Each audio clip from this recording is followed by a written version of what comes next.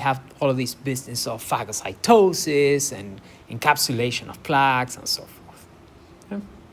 So it's almost like indicating that, yeah, it is the same cell, but it isn't, because it's in a very different state. And one of the things that the authors point out in the introduction is that several new therapies are trying to activate TREM2-mediated microglia responses, because generally the activation of TREM2 is good for the brain in the sense that it fights back several of the aspects of Alzheimer's disease progression. So there are now companies interested in creating new therapies that will wake up TREM2 in the brain. So far, so good? Yeah? So we have that TREM2 is good. We should try and use it. Turns out that TREM2, like we saw for LRP1, for instance, undergoes proteolytic shedding, which can serve two functions. One is to terminate TREM2 signaling. So it's a way by which cells may turn off TREM2 signaling when they, I suppose, sense there's been a little too much. But like in other forms of shedding, it also generates soluble TREM2, which may have protective functions, and that emphasized may have protective functions comes from the fact that there is only one study that showed when people injected soluble TREM2 into the brain interstitial space, it made it better in one of those mouse models of Alzheimer's disease progression. So the thinking is that the soluble TREM2 may still have the capacity to, in a way, scavenge amyloid beta peptides, oligos, and perhaps even bind to and block plaques, and therefore protect from disease progression. Now, the thing is that the physiological protease that would shed soluble TREM2 remains unidentified. So we still don't know what protease might be doing this in vivo. There is a strong candidate, or there were these two strong candidates, Adam 10 and 17. We've already seen these two guys in the context of cleaving other molecules in the context of Alzheimer's disease progression. And these two are strong candidates because they were shown to shed soluble TREM2 in culture cells. And I added this cartoon here from the paper for reference. The idea is that Adam 17, in this case, can cleave TREM2, which is this membrane receptor, and generate soluble TREM2. And what this cartoon also gives us, that will help later, are two aspects of TREM2 signaling. One is that TREM2, it's actually what it's called a co-receptor. So what happens is TREM2 will bind its ligand, let's say a beta peptide, and the binding of the ligand will allow it to interact with other membrane receptors that will trigger the signaling inside of the cell. And in this case, the signaling happens primarily through a kinase called SYK that will get activated whenever there is a ligand for TREM2 present on the outside, and start phosphorylating intracellular targets, which will generate one of these famous kinase cascades that will lead to an amplification of the signal and a bunch of cellular responses. So that's one thing that this cartoon helps us with, will come handy later. The other thing that is not all that clear in this cartoon, but is mentioned in the introduction, is that this molecule that we're gonna become really interested in a second or two, called iRhom2, is important for activation of Adam 17 itself. Adam 17, like many other proteases, is produced in cells as a pro-protease that is catalytically inactive. What that means is it's not safe for cells to produce proteases that are immediately active. Imagine that you have a ribosome producing a protease, and that protease is immediately active. It will start chewing ribosomal proteins. It may start chewing itself. It may start chewing anything that comes close, right? So what cells often do with proteases is it produces them or they produce them in catalytically inactive precursor forms. And then it is proteolytic cleavage of a certain aspect of their structures. Typically, it's a short peptide on either end of these proteases that will allow them to acquire that proteolytic function. But by then, the protease is where it should be, and it's not going to be digesting or degrading anything that it shouldn't.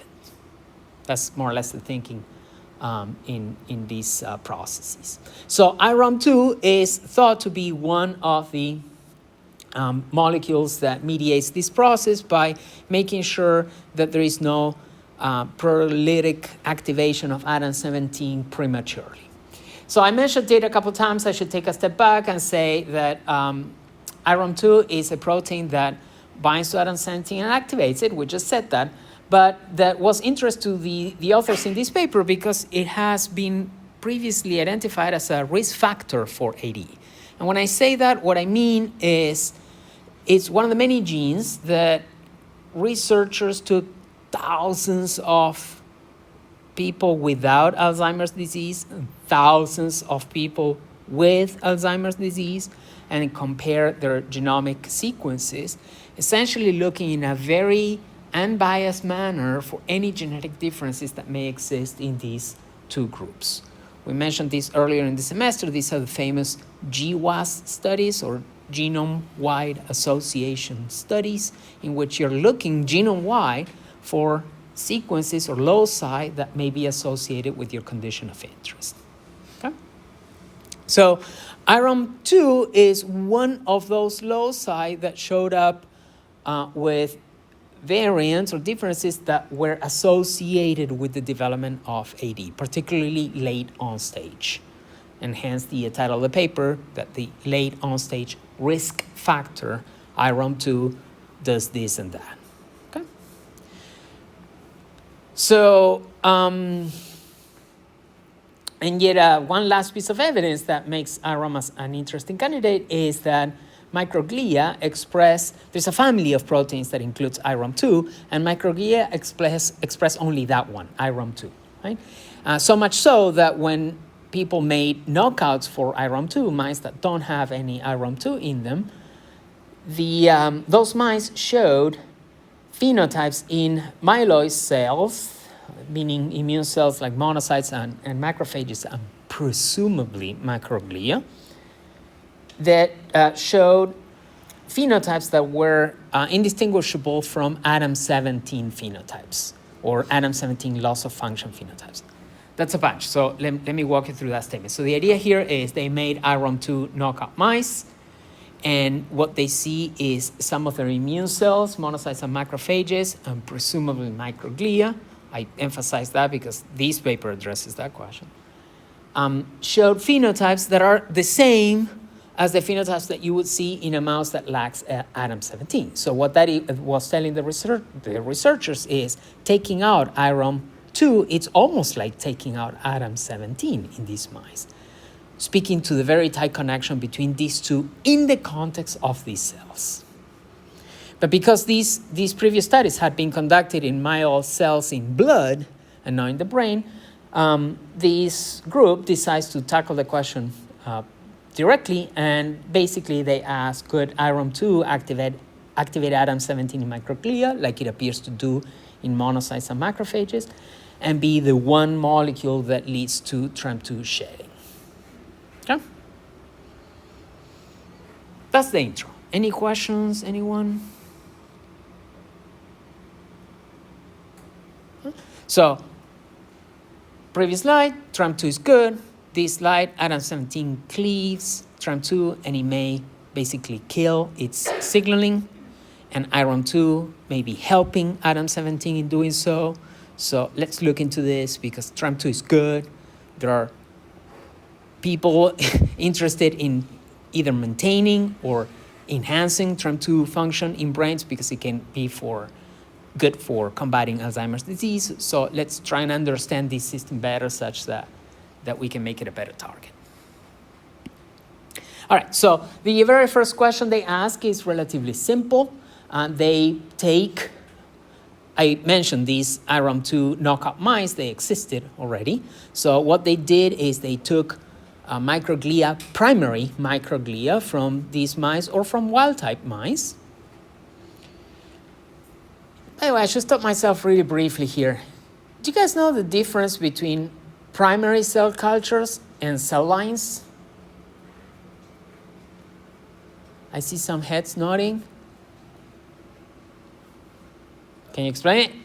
Primary cell cultures would be the first cultures of that cell line to happen, and the cell line is anything after that. And what's the main difference between the two? They're both in culture, right? So what Seba is saying is primary cell cultures are the first culture of cells of that cell type. Totally agreed. And then cell lines are also a cell culture of that cell type. So how do they differ? Well, I was told that cell lines, they kind of change Uh-huh. over time a lot. They change over time a lot. Rashia? Edited version of the primary. Say that again? So the edited version of the An primary. edited version of the primary, okay. So they change a lot, they've been edited somehow. This is like hospital by like non-genetics or any other technique that can modify. No, so there is modification, but it's not. So they've changed a lot, they've been edited. I don't know if I would choose that word edited, but let me put it this way so that we dispel that. And I see your hand, so one second. There is nothing that was done to them in a directed or planned manner, okay? Ale. Maybe like spontaneous mutation. Ah, okay, spontaneous mutation. Maybe shelter, maybe like, Contamination with it. like Let's stick with the mutation or the mutation. the mutation. Let's stick with the mutation. So, but they're spontaneous, and that's the key. There's nothing that has been done to them in a planned or programmed manner. It's mutations, and which cells have the mutations? The primary cells or the Or anything after. anything other cell lines? Jessica, you want to say something? Primary cell lines are not immortalized, while other cell lines can be. So Thank you. So that right there is the key word. Primary cells are cells that, like Sarah was saying, are obtained from the organ, and hence their name. They're the first cells to be out of the organ and be grown in culture. One feature of primary cultures is they will die on you, because primary cells are relatively healthy. They're outside of the organ, so that's not normal, and they will go for a little while and they will die, right? Over time, scientists found that there were certain cells that they had extracted from organs and didn't die, right? And the reason why they didn't die is because they had become immortalized. And that happened most often than not through spontaneous mutations that they had acquired in culture and that made them survive under those very, very weird conditions. So the main difference between cell lines and primary cultures is cell lines have been immortalized through genetic mutation, and we think they maintain many of the features that make them a cell type of a given type, except for that very curious ability to survive in culture, right? To tie back this conversation about whether or not they've been edited or if there was anything planned done to them, often the only planned operation is to immortalize them with specific viral infections. So there are viruses that have the ability to immortalize primary cultures, but the way they do that will often involve processes that you don't quite control. You're relying on the biology of those viruses to immortalize cells, but the way that they actually manage to do that is rarely tightly controlled. Jacob, This one, the one, which ones? the cell line. The cell lines, absolutely. One of the things that characterizes cell lines, because they become immortal, they continue dividing. They're like Okay, we're not dying, they'll continue dividing. Primary cultures, it kind of depends on the cell type that we're talking about. There are primary cultures made of cells that in your organism would normally divide, and they will divide in culture 1 or 2 or 3 times. But most primary cultures are made out of what we call post-mitotic cells, meaning cells that are past their ability to undergo mitosis. Microglia are not post-mitotic. So microglia can divide, and primary cultures, I don't know for a fact, but I would guess that primary cultures of microglial cells will divide 1 or 2 times, and then everybody's going to die on you. But then if you make a primary culture of things like neurons or so many cell types in the body that are past dividing, those guys won't divide either, even less so under those conditions. If you want to make a cell culture, a cell line out of those, you have to introduce viruses that will reprogram them and make them divide again. Okay? Let me jot down some of the names.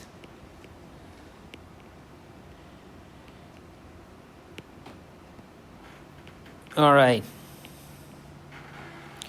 Did I get everybody? I think so. Yeah.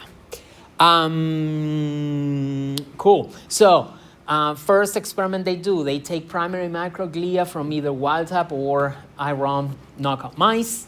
And this plot here shows that, as expected, the microglia from iRhom knockout mice, not surprisingly, don't have any iRhom in them. Acting serves as a loading control. But here's the real experiment. When they look at ADAM17, they see that the iRhom knockout microglia don't have the mature form of ADAM17. They do express the pro form of ADAM17, meaning that pre-active ADAM17 is there. It's not like the protein is missing. It's just that the proteolytically cleaved and ready to go ADAM17 is missing. Right? Notice that the pro form is larger than the mature form, and therefore it migrates in the gel more slowly because it's larger. And the difference between those two is that propeptide that needs to be cleaved off of ADAM17 to activate it. And that is what previous knowledge said that iRhom2 normally does in cells, that iRhom2 facilitates the proteolytic cleavage of ADAM17, making it catalytically active. Did all of that make sense? No? Cool. 2 things about this figure that I want to address for completeness. One is that these samples from the cells were treated with an enzyme that cleaves off any sugar molecules that may be associated to proteins.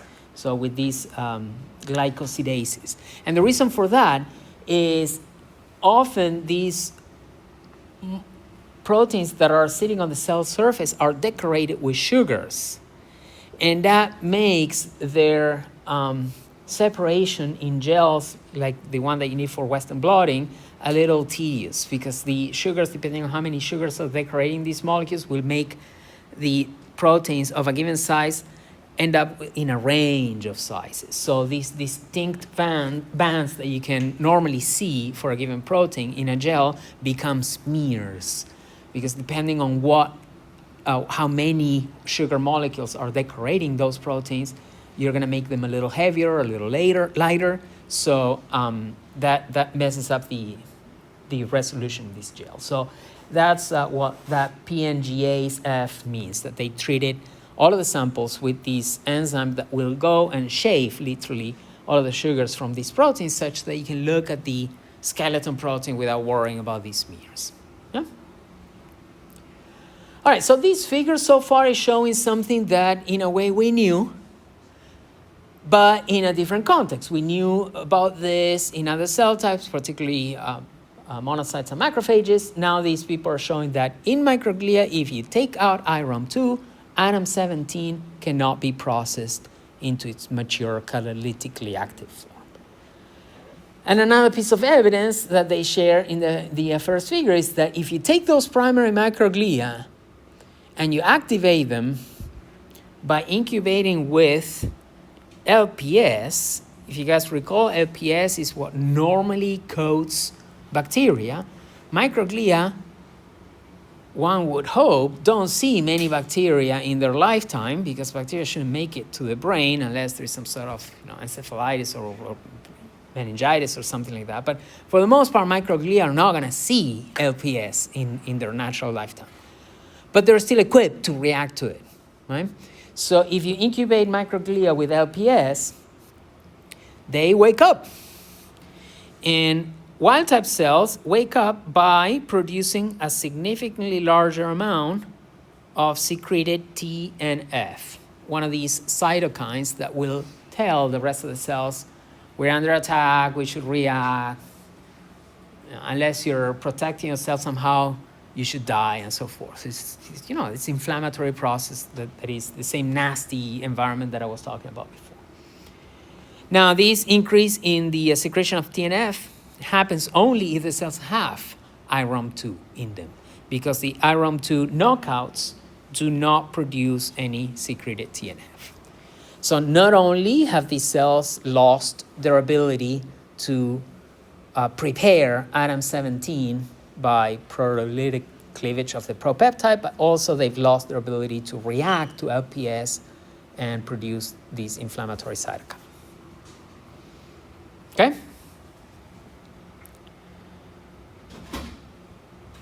Questions, anyone? Need for clarification? All right.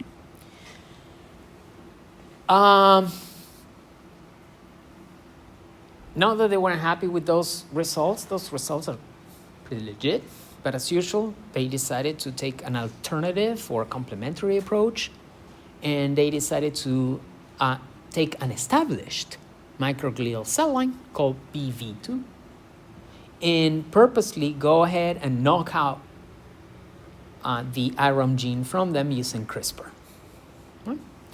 So they had their BV2 cells. Either they treated them with a non-target CRISPR, right? So all the machinery for CRISPR, but no guide RNA to take the Cas9 enzyme to any gene, actually. Or a CRISPR that would knock out IRHOM2. And as a positive control, they also knocked out ADAM17 from these cells, just to be able to make that comparison between what happens when you take IRHOM2 versus what happens when you take ADAM17. All the previous evidence was indicative so far that they're equivalent, right? That taking one, it's almost like taking the other. So just wanted to confirm that. So let's go through this blot carefully. Let's start with the ADAM17 knockout. So the ADAM17 knockout doesn't have the pro form or obviously the mature form. Without the pro form, you can't have the mature form. They have this other band here that is present in those cells, even though there is no ADAM17 gene anymore. And what's up with that band? What do you think it might mean? I may have misspoken my question. So the band is not, they're not looking for anything separate. They're looking at ADAM17, right? And they lose the upper and the lower bands that correspond to the pro form and the mature form. But then there is that intermediate size band. What do you think that might be? They're still working with an antibody that recognizes ADAM17. But you took the ADAM17 gene out. So where's that band coming from? Maybe the antibody has ADAM17? The antibody? Like, not similar to this. Okay, this is similar to this. We have the antibodies trying to detect ADAM17. That's the experimental design. That's why we do these Western blot against ADAM17. So we know that the antibody is there. We can tell because it's detecting ADAM17 from the other samples. The question is, how is it detecting anything in cells that don't have ADAM17? I saw there was a hand up somewhere here. I saw with, yeah, was it you, Archie? Yeah? So it kind of comes back to what Jacob was sort of suggesting, right? No, very few tools are perfect in labs, right? And antibodies are notorious for showing some degree of, the technical term for what you were trying to describe is cross-reactivity, right? So the idea here is you're treating your samples with an antibody that should detect ADAM17 and nothing else. But no antibody is perfect, and an antibody against ADAM17 may be cross-reacting with something that is similar enough to ADAM17 that it will bind to that and show up as bands. So in the previous image, I didn't emphasize this, but if you go to the figure legend of the previous image, those asterisks, the authors say in the figure legend that those are non-specific cross-reactive bands that show up in the samples. And in this figure here, we can see it more clearly because cells that don't have the ADAM17 gene anymore still express something that is biochemically similar enough in structure to the ADAM17 peptide that is recognized by the antibody, that the active antibody still recognizes something. Okay? So that happens a lot. It's something that experimental biologists and molecular biologists, but experimental geneticists need to deal with all the time. All right, cool. So the ADAM17 knockout cells don't have any ADAM17, surprise, surprise. How about the iRhom knockout cells? Well, the iRhom knockout cells express the pro form of ADAM17, very high levels, like wild types. So they're expressing the gene. They have it and they're expressing it. But there is no mature form being produced in those. iRhom2 is not there. ADAM17 is not being processed into the mature proteolytically active form. Okay? Yes? Sorry, proteins like the first series? Yeah, we call those pro-proteins or pro-proteases. That's right. So these bands here correspond to some other protein that biochemically looks like ADAM17 enough that the antibody gets confused and binds that. Absolutely. Yes. Well, so confusion, so I think I see where you're going. So could it complicate the results of what is going on with these cells and so forth? Luckily, it's a little simpler than that. It simply says that you should be careful when interpreting these blots, because when you look at blots like this with this particular antibody against ADAM17, you know that some of the bands that you're looking at correspond to ADAM17, but there may be bands that are non-specific cross reactions, right? So if the authors didn't know that, they might be looking at the band in the middle, for instance, and come up with some sort of weird hypothesis as to what is going on, right? Maybe there is some sort of intermediate between the pro form and the mature form, and that doesn't change even though the gene is like, they're not even getting there because they simply say, no, this is non-specific cross-reaction. We know that cross-reaction of antibodies happens, and we just address it when it shows up. There are many antibodies that likely don't cross-react with anything. They're very, we would say in jargon, clean, but this one is. All right, and then, like in the previous experiment, they decided to test if these microglial cell line that they knocked out iRhom2 from using CRISPR in culture would react to LPS the same way that the primary microglial cultures from wild type or iRhom knockout mice did. And they show that in the wild type, the NTC culture, the way that they display the graphs here are a little different because they have both samples for NTC in the same column, if you will. The gray triangles down here are when the cells were treated with vehicle, right? Whatever solvent they use for dissolving LPS, they treat it with that vehicle alone, and there's no secretion of TNF, no secretion of cytokines. That's fine. These cells are normal and they're not being exposed to anything. They're not reacting. They're not producing anything. But you treat them with LPS, and all of a sudden they're secreting all of this TNF alpha. I'm tempted to say TNF alpha, but it's TNF, not TNF alpha. Okay? Any of the mutant lines for either ADAM17 or iRhom2, they've all lost the ability to wake up when you incubate them with LPS, and all of the black dots or circles that correspond to the LPS incubation are down there at the bottom because these cells are not producing any TNF. So like in the previous graph, what this says is when you have a cell line of microglial origin and you take out iRhom2 from them or ADAM17 from them, they are not going to react to LPS. And I wanted to leave the most interesting observation from this plot for last, and that is that not only is this experiment showing, let me make that a little more visible, that the iRhom2 knockout cells cannot produce mature ADAM17, but also that the ADAM17 knockout cells have a lot less iRhom2. So there is this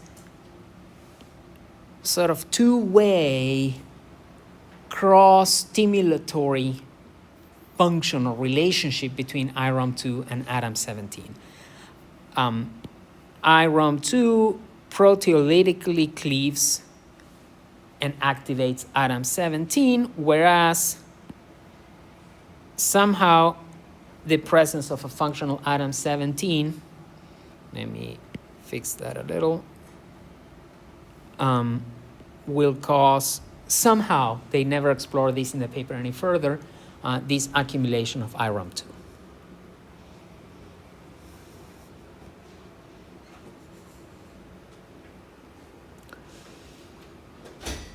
Questions, anyone? Comments?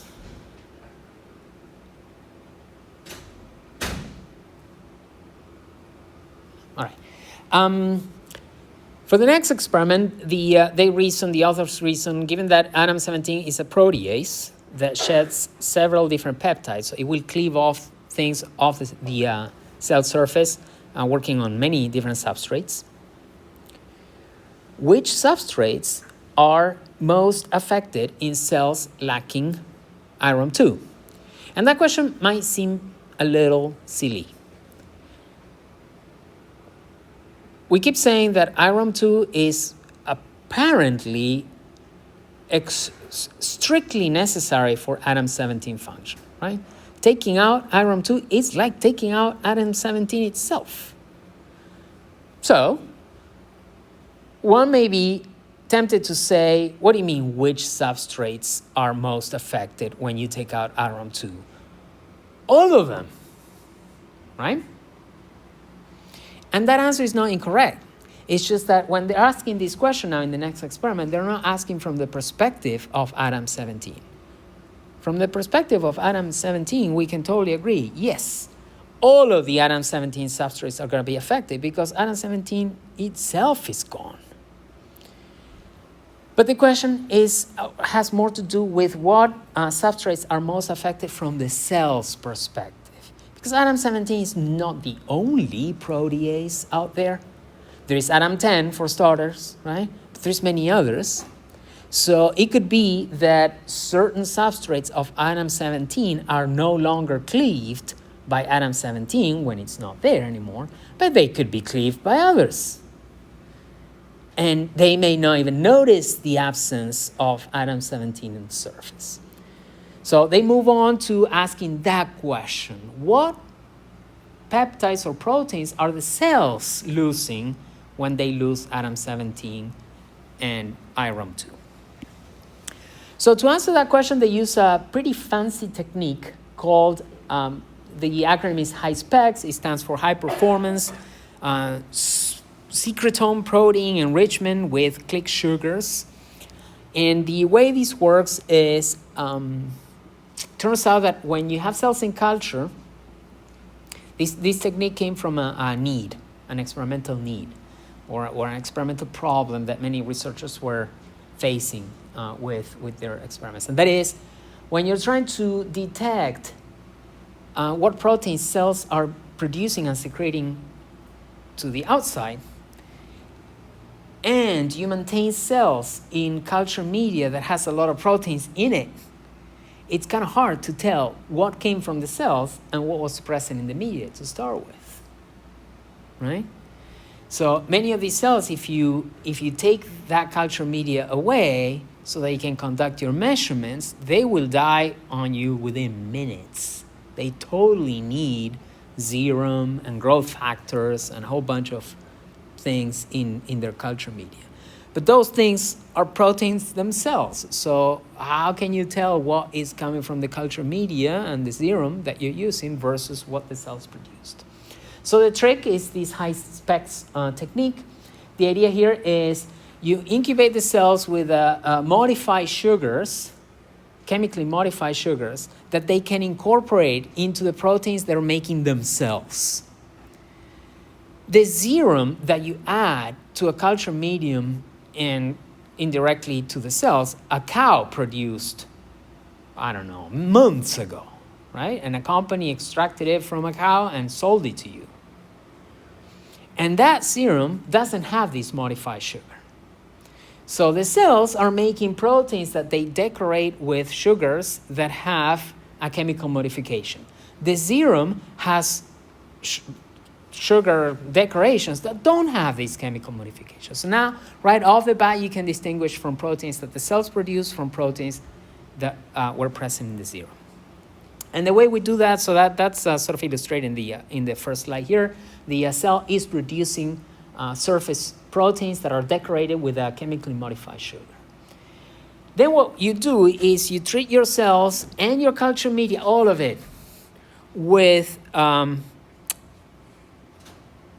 series of very special molecules that will undergo a chemical reaction with those chemically modified sugars on the surface of the proteins that the cell produce, and that's on one end, and that on the other end are attached to a magnetic bead.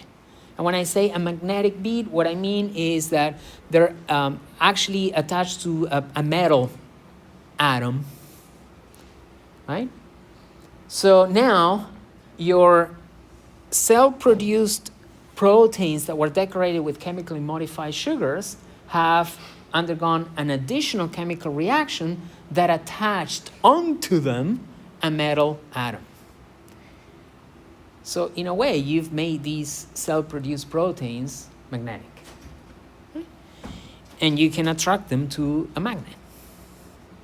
So now you have all of your proteins of interest be attracted by the magnet, and you can take out the liquid from the tube, trash it. That's my trash can. And you keep only those magnetic proteins that are attached to the magnet. And then you take those proteins that are attached to the magnet, digest them with an enzyme called trypsin, and generate a whole bunch of what are called tryptic digests. The reason I share with you all of these very technical terminology is because it's common technical terminology. Tryptic digestion is something that precedes a technique called LC-MS, or liquid chromatography, followed by mass spectrometry. And what that means is simply an omics approach to detecting proteins in samples. So with genomics, we can sequence all of the genes present in a sample. With transcriptomics, we can sequence all of the transcripts present in a sample. And we've seen techniques associated with that in this class already, right? RNA sequencing or genomic sequencing. When it comes to proteomics, an approach to detect all of the proteins present in a sample, normally what you do is you digest those proteins present in a sample with trypsin. You generate these tryptic digests, And then mass spectrometry, coupled with liquid chromatography, allows you to identify the chemical identity of all of those peptides. And then, using bioinformatics, you can say, okay, I know that this peptide maps to this gene. This other peptide maps to that other gene. This third peptide maps to this third gene, and so forth. Right? So it's surveying all of the proteins that were present in the sample. Because none of the serum proteins were made with these modified sugars, they never underwent this chemical reaction that made them magnetic, they never attached to the magnet, you never recover those, all of those serum proteins you got rid of.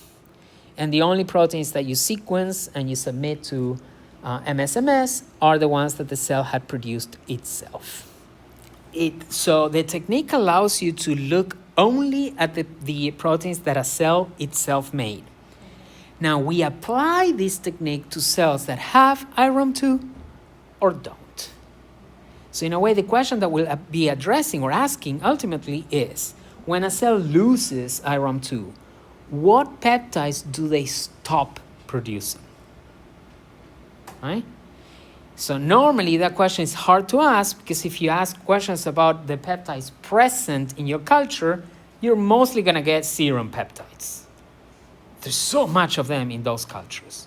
So to get rid of that problem, we use this technique, and now we're looking only at the peptides and proteins produced by the cells, and we're going to be comparing the proteins and peptides produced by wild-type cells versus cells without iRhom2.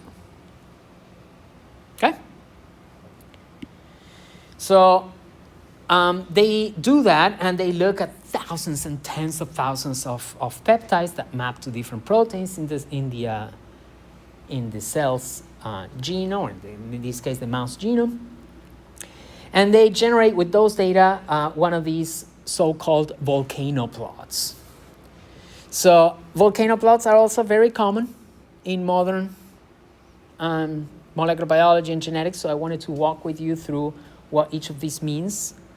And I'm hoping that I can get some feedback from the audience. You guys get your attendance points. So in a volcano plot, often you have an x-axis that shows the differences between one sample and the other. In this case, our entity is the control that we didn't CRISPR anything out, and the iRhom2 knockouts are the ones that we knocked out iRhom from, right? What does this mean, the log2 of that ratio? How do we interpret that? What does that mean? What does it mean that one of these peptides landed at 1 or 2 or 3 on this scale? Magnitude of change. So when you said growth, you may have thinking along those lines, but it is really a magnitude of change. So what we're doing is we're creating a ratio between what was present in the knockout and what was present in the controls, right? And that ratio we are expressing as a logarithm base 2.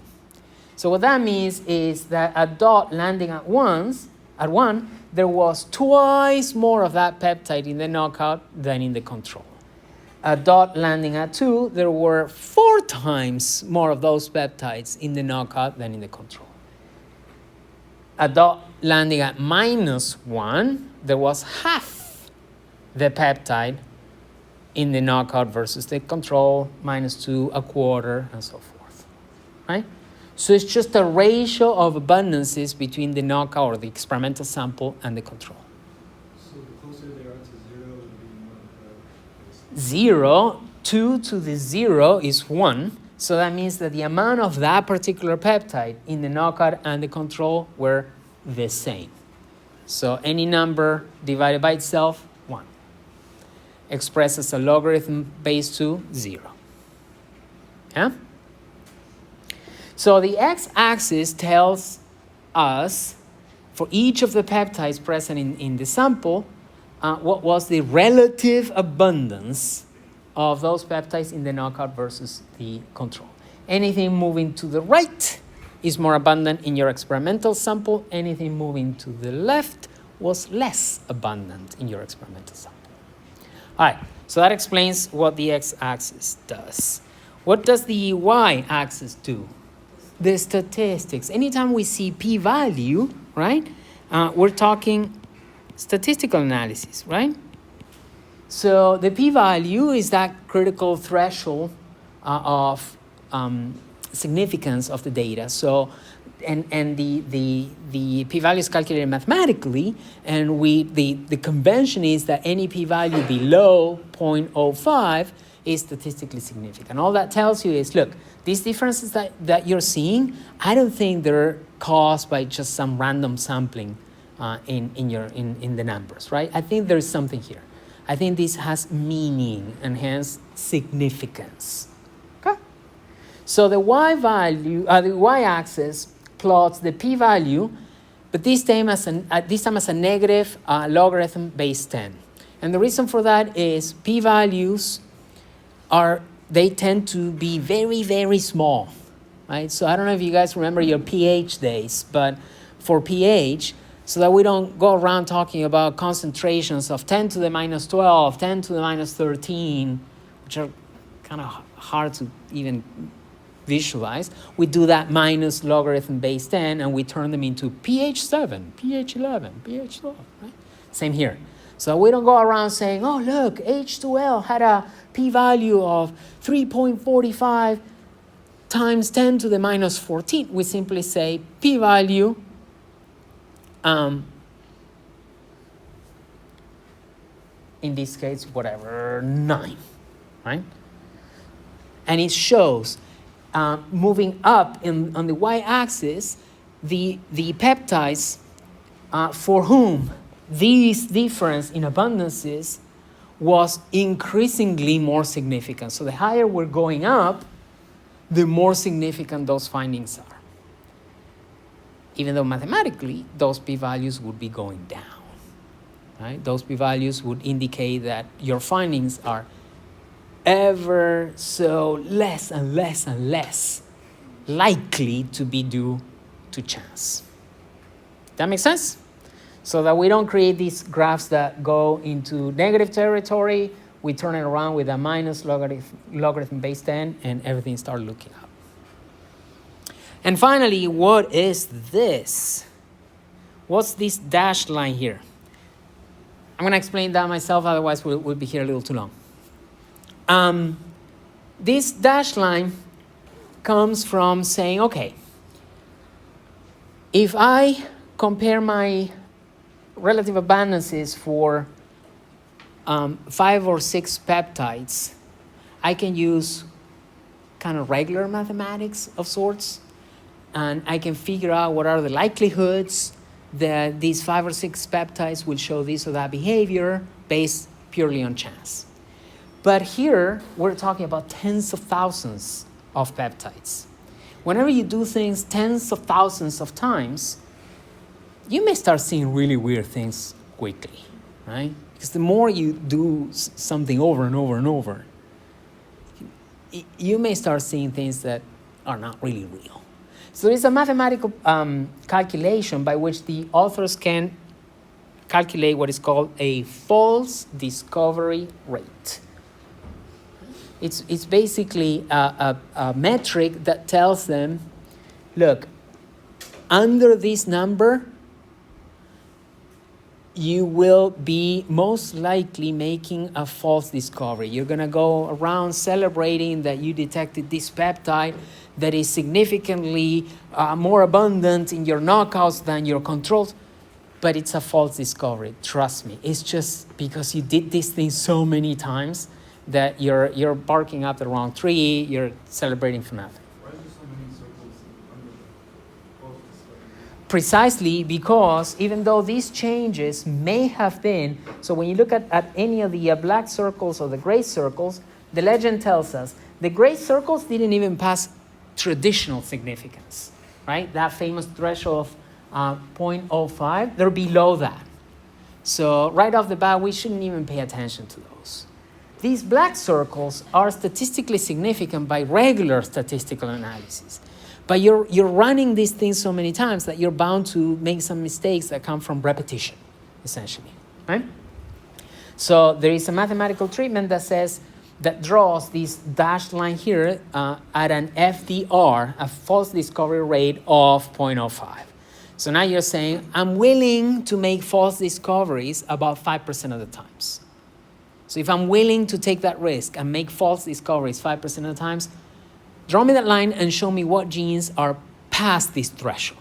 And those are the ones that are showing up in red. Okay? Gabi? Is there a concern that there's Adam 17 there if we're talking about the iRhom knockout? Uh-huh. I thought that if you were to knock out one, the other one would go away too. What would go away is the mature form, right? And I'll show you in a second.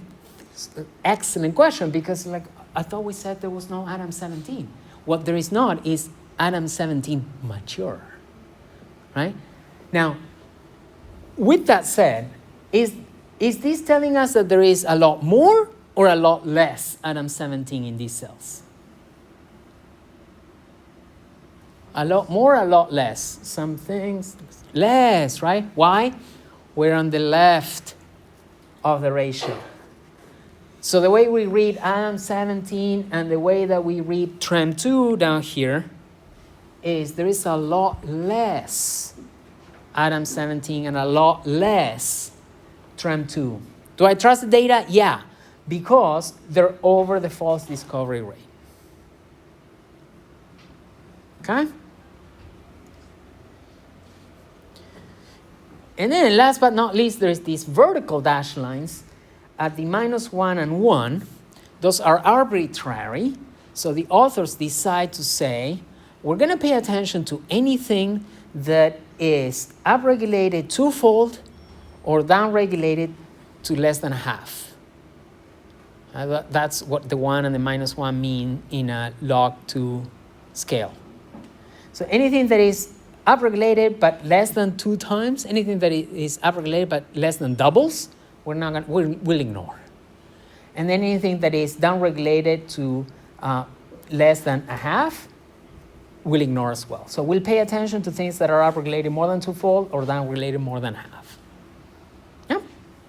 And TREM2 and Adam 17 and all of these other things fall in there. Okay? So with those data in hand, and to address your question, Gabi, what they say is, they say, okay, fine, but what portion of TREM2 and Adam 17 are we looking at here, right? Because remember that this experiment, if I didn't say it before, I'll say it now. They're mostly looking at secreted stuff, things that these cells put out.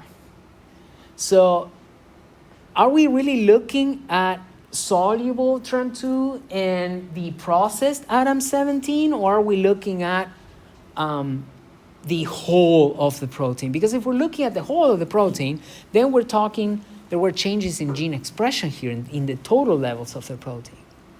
So what they did is they took those peptides that were identified by mass spec and they mapped them. Remember how I told you that the technique maps the peptides to a given gene?